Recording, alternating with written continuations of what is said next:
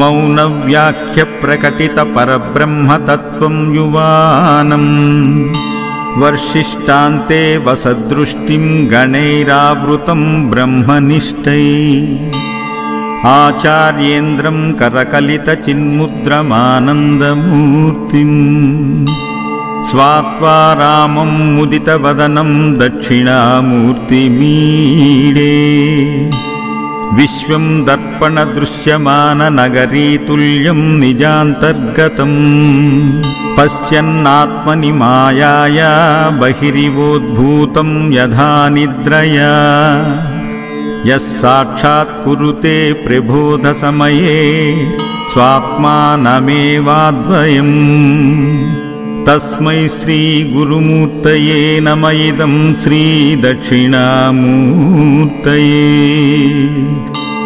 बीजस्यान्तरिवाङ्कुरो जगदिदं प्राज्ञिर्विकल्पं पुनः मायाकल्पितदेशकालकलना वैचित्रचित्रीकृतम् मायावीव विजृम्भयत्यपि महायोगी वयश्चेच्छया तस्मै श्रीगुरुमूर्तये नमम्यिदं श्रीदक्षिणामूर्तये यस्तैव स्फुरणं सदात्मकं मसत्कल्पार्धकं भासते साक्षात् तत्त्वमसीति वदवचसा यो बोधयत्राश्रितान् यत्साक्षात्कारणात् भवेन् पुनरावृत्तिर्भवाम्भोनिधौ तस्मै श्रीगुरुमूर्तये नमः इदं श्रीदक्षिणामूर्तये नानाचिद्रघटोदरस्थितमहादीपप्रभाभास्वरम् ज्ञानयस्य तु चुक्षरादिकरणद्वारा बहिः संदते जानामीति तमेव बान्धमनुबाध्ये तत्समस्तं जगत् तस्मै श्रीगुरुमूर्तये नमः इदं श्रीदक्षिणामूर्तये देहं प्राणमपीन्द्रयण्यापि चलां बुद्धिं च शून्यं विदु त्रिबालाण्डजडोपमास्त्यः मिति भ्रान्ता भृशं वादिना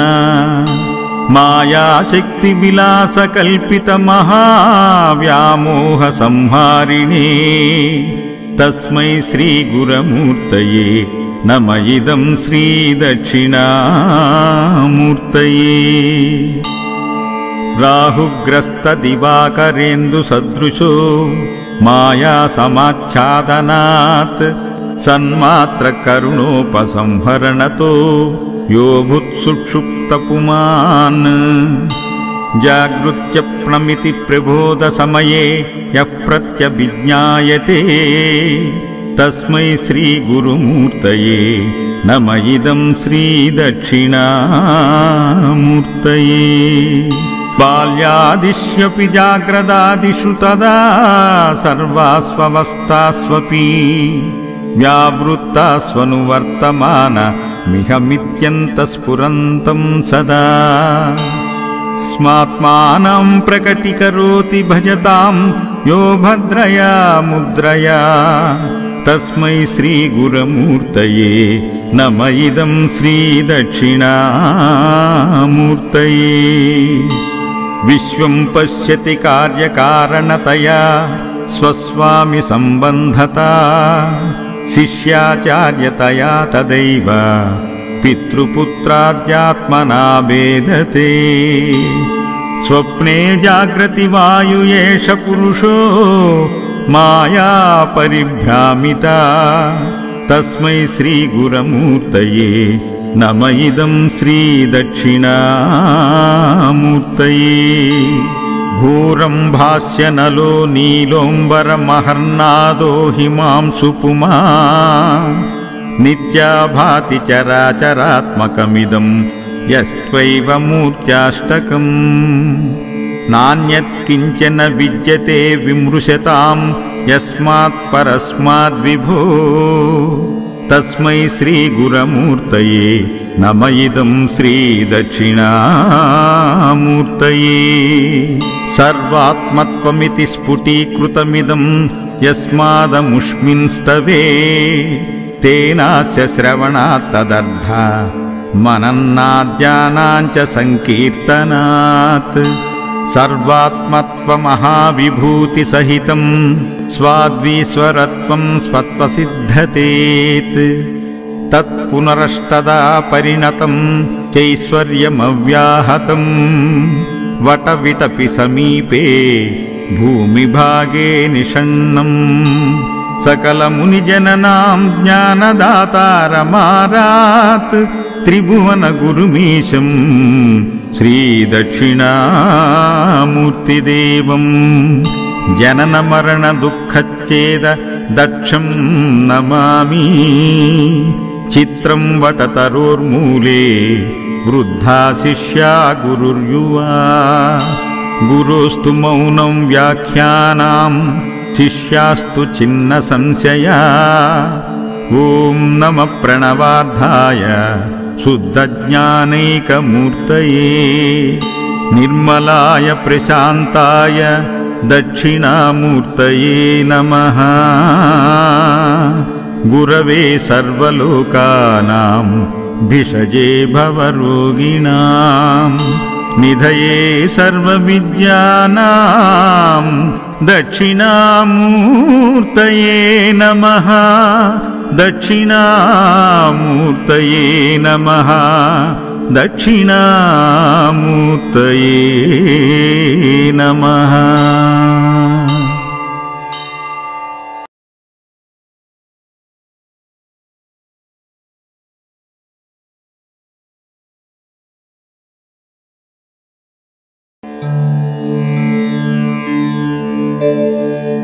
मौनव्याख्यप्रकटितपरब्रह्मतत्त्वं युवानम् वर्षिष्टान्ते वसदृष्टिं गणैरावृतं ब्रह्मनिष्ठैः।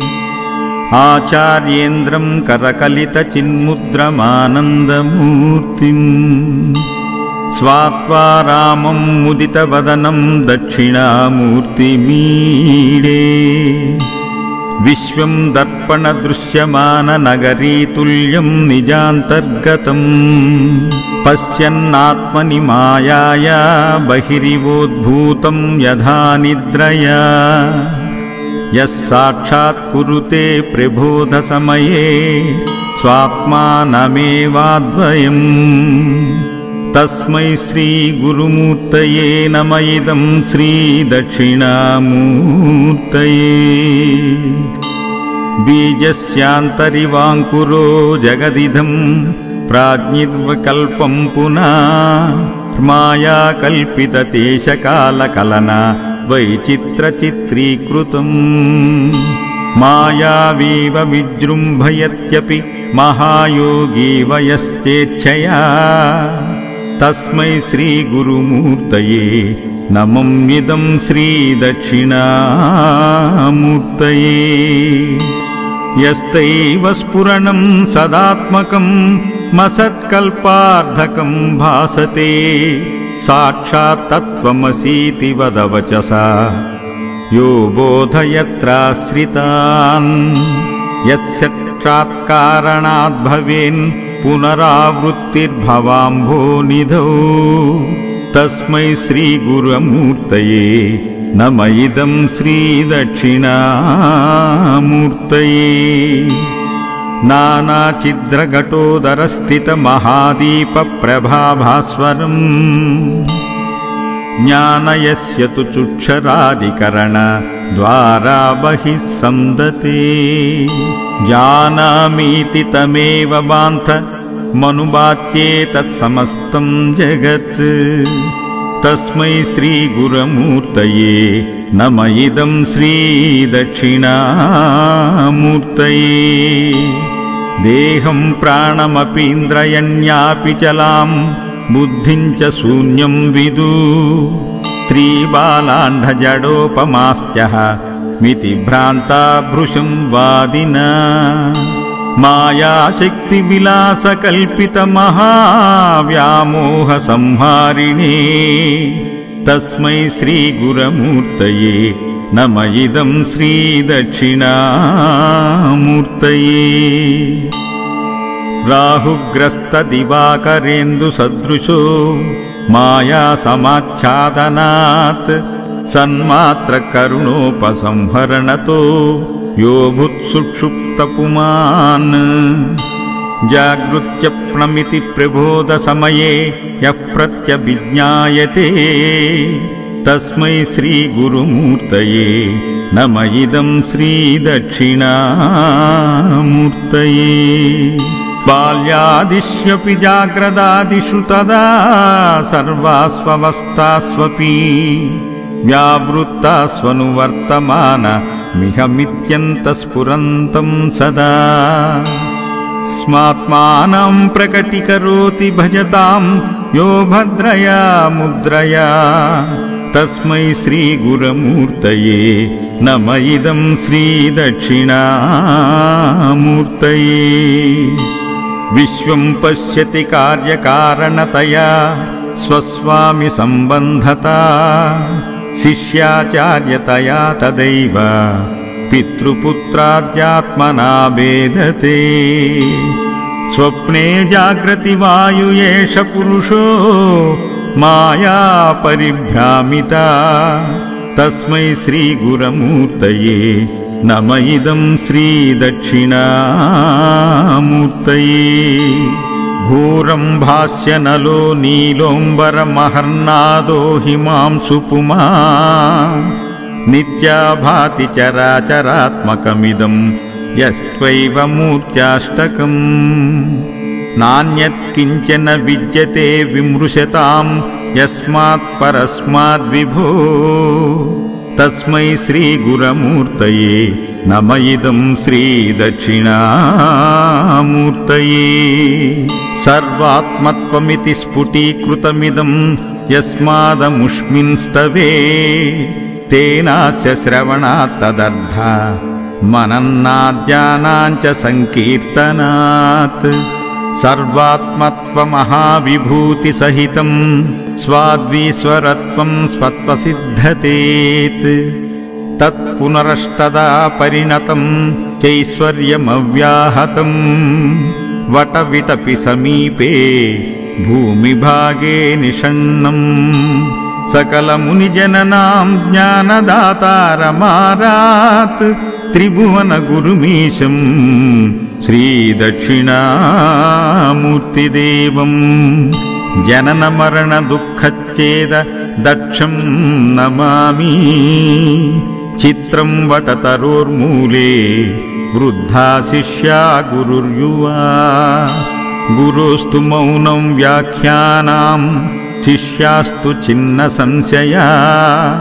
ॐ नमः प्रणवार्धाय शुद्धज्ञानैकमूर्तये निर्मलाय प्रशान्ताय दक्षिणामूर्तये नमः।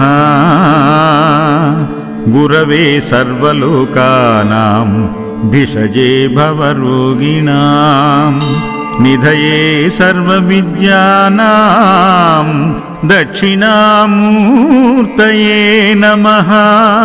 दक्षिणामूर्तये नमः। दक्षिणामूर्तये नमः।